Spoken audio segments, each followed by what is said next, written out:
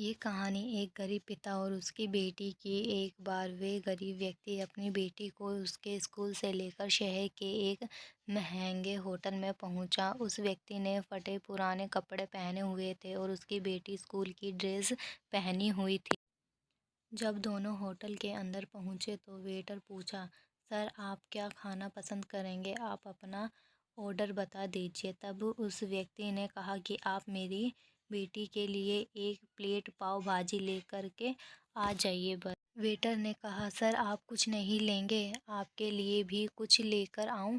तो गरीब व्यक्ति ने कहा, मेरे लिए कुछ नहीं, आज मेरी बेटी के लिए पार्टी है। मैंने इससे वादा किया था कि अगर तुम इस जिले में 10th क्लास में टॉप करोगी तो तुम्हें मैं सबसे महंगे होटल में पार्टी दूंगा, तो आप सिर्फ बच्चे के लिए पाव भाजी ले आइए।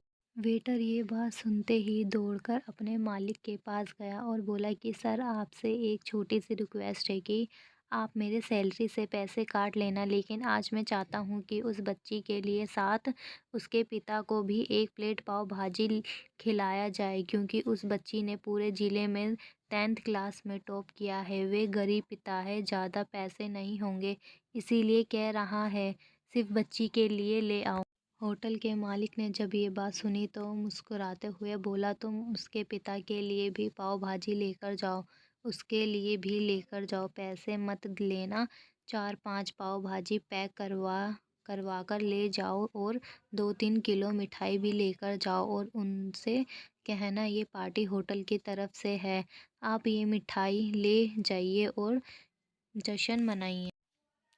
जब वेटर ने 2 प्लेट पाव भाजी लेकर गया तो वे व्यक्ति चौंक गया और बोला, मैंने तो एक ही मंगाई थी, मेरे पास पैसे नहीं हैं। वेटर बोला, अरे सर शर्मिंदा मत कीजिए, ये पार्टी होटल की तरफ से है, आपकी बेटी हमारी बेटी ने टॉप किया है, ये मिठाइयाँ लेकर जाइए और जश्न मनाइए।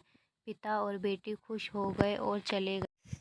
कई साल बीत गए। उस गरीब पिता की लड़की अब यूपीएससी की तैयारी करके कलेक्टर बन चुकी थी और इत्तेफाक से उसी शहर में उसकी भी पोस्टिंग हुई थी। उस लड़की ने उस होटल में सूचना पहुंचा दी कि मैं उस होटल में लंच करने के लिए आ रही हूँ।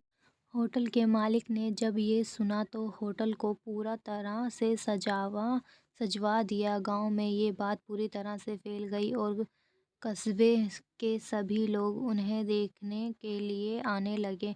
कलेक्टर अपने पिता के साथ उस होटल में पहुंची। कलेक्टर ने होटल के मालिक से कहा कि शायद आप मुझे पहचाने नहीं, हम वही पिता पुत्री हैं जो कि हमारे 10th क्लास टॉप करने पर आपने मुझे पार्टी दी थी।